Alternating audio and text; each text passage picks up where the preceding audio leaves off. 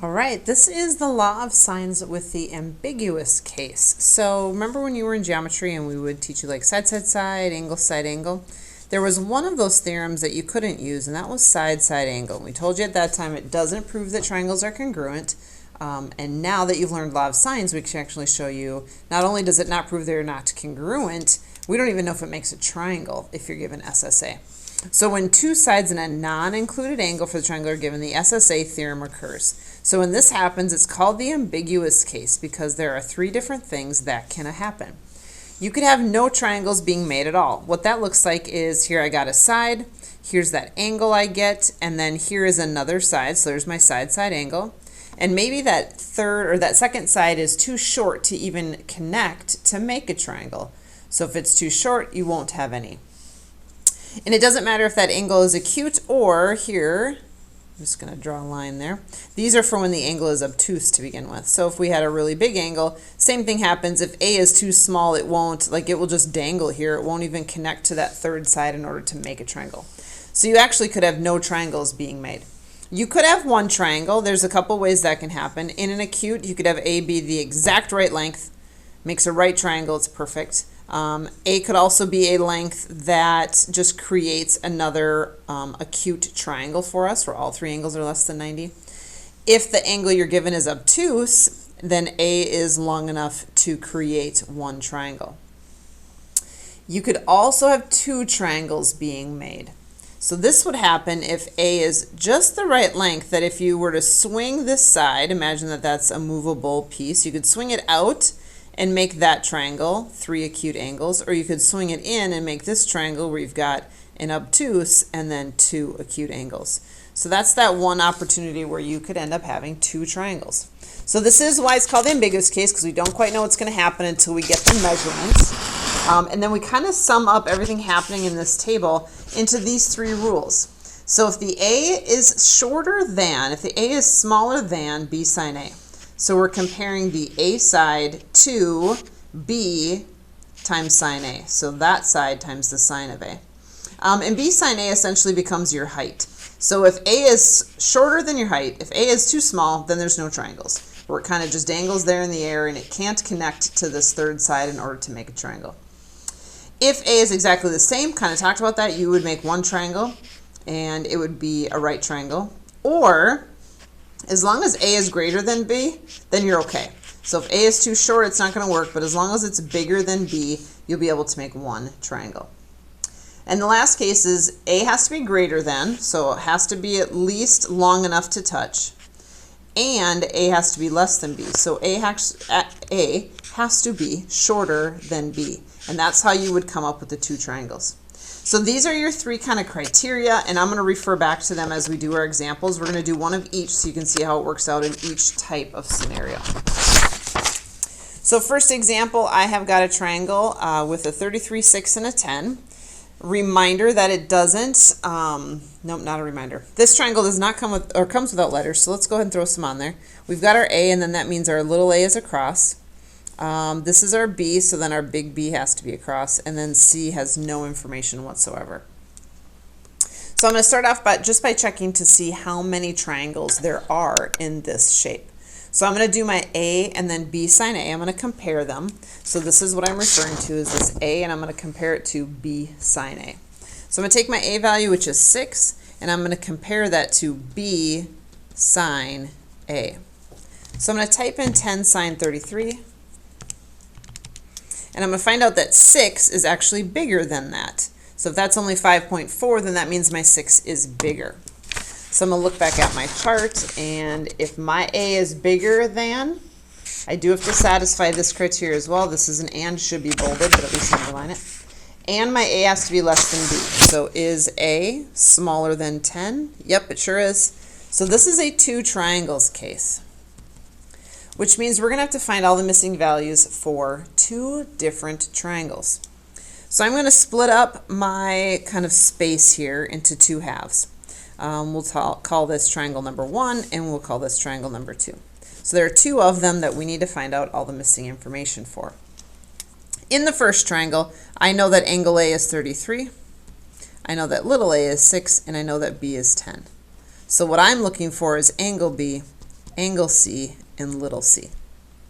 Triangle 2. Actually, none of this stuff changes. You still have 33 degrees, you still have 6, and you still have 10, but we are going to find completely different information for angle B, angle C, and little c. We're going to create a whole second triangle to figure that data out. So let's first try by just setting up law of sines. So I'm going to say sine of 33 over 6, sine of B, which I don't know yet, over 10, and then sine of C over little c. So the only thing I can actually solve for is B right off the bat. There's no information here, so I can't use that proportion. I've got one variable and a number, and then a number and a number, so this is my proportion that I'm going to use. I'm just going to kind of cover that up. I'm going to do my multiplying, so 10 sine 33, which is what we already had typed in, divided by 6.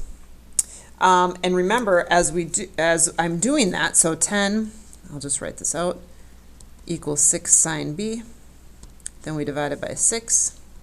And now we end up with sine B equals 0.9077. And this is where we have to sine inverse. So I'm going to sine inverse that whole answer, and I'm going to get about 65.19 degrees. That's my B angle. And that's one of the possibilities. Remember, this is a two-triangle situation, so we have to come up with the other one. And what we've learned about sine is that sine is 180 minus whatever value you get. So 114.81 is my other one. And now I'm going to treat these as though they are two completely separate triangles. They are. That was kind of dumb. But I'm going to treat and just do this triangle separately, and then I'm going to jump over and I'm going to work on this triangle separately. So none of these values can transfer over from one to the next because we're making a whole new triangle. The only thing that's the same is the given information. The stuff that I got in the picture, that stays the same between both triangles. So now that I know what B, well, I don't need B. I'm just going to cover the, well, I do too, sorry. I'm jumping ahead. All the angles in a triangle have to add up to 180. So I know that this is 33, so I'm going to take that off, and I'm going to subtract off the 65. So that gives me 81.81. And now that I know that, 81.81, I'm just going to cover up B, and I'm going to do this solving, this cross multiply proportion right here, in order to find what little c is. So I'm going to do the sine of what we just came up with. I'm going to times it by 6, and I'm going to divide by sine of 33. Looks like my little c is 10.9. Now we're going to jump over to the other triangle. I need a whole new set of law of sines. That stays the same because that was our given information, but now my B angle is going to change to 114.1, which makes my C angle 180 minus, where'd it go? That 114, there it is, minus 33. Gives me about a 32.19 degree angle. And now I'm going to do my cross multiply again. I'm just going to cover this one up and use that right there. So sine of this times 6 divided by sine of 33. So it looks like my little c on this side is 5.7. I can fill that in right here. And that those are the two possible triangles that could be made with that information. So we're saying that the 6 could be out here. The 6 could also swing inside and make that triangle. So that side could swing in here and make that, and then we would have this obtuse triangle, which would be the second one. All right, next example. These are the measurements I have. You always start out comparing A to B sine A. So I'm going to type in 16 sine 30, and I'm going to get 8, so that means that 7 is less than 8. So I'm going to go ahead and look at my chart, and right away it says if I'm less than, then there's no triangles. So this one has 0 triangles. No work to be done. If you were to set up law of sines, you would get an error right away because there's no way that you can find a value for a triangle that doesn't exist. Last one, still comparing A to B sine A. We just did 16 sine 30, it's still 8. Here, 20 is bigger than 8, so we know we've at least got a triangle. So A is bigger than B sine A, and in order to be this case, we'd have to have A is less than B. A is actually 20, so that's bigger than 16. So that means I'm going to back up a row. This is an or situation, so either I'm equal or A is bigger than B, which is what I have. So that means we're going to be a one triangle situation. So I can just set up my law of sines. This one's a little more straightforward because I don't have to worry about two cases. Oops, 16. So I can just start my cross multiplying and dividing right away. I've got 16 sine of 30. I just typed that in twice. Divided by 20 and then sine inverse that. So my angle B is about 23.58 degrees, which would make my angle C about 126. And then my little c, again, I'm just going to do my cross multiplying. So 20 times the sine of that 126 divided by sine of 30. So little c ends up being about 32.19.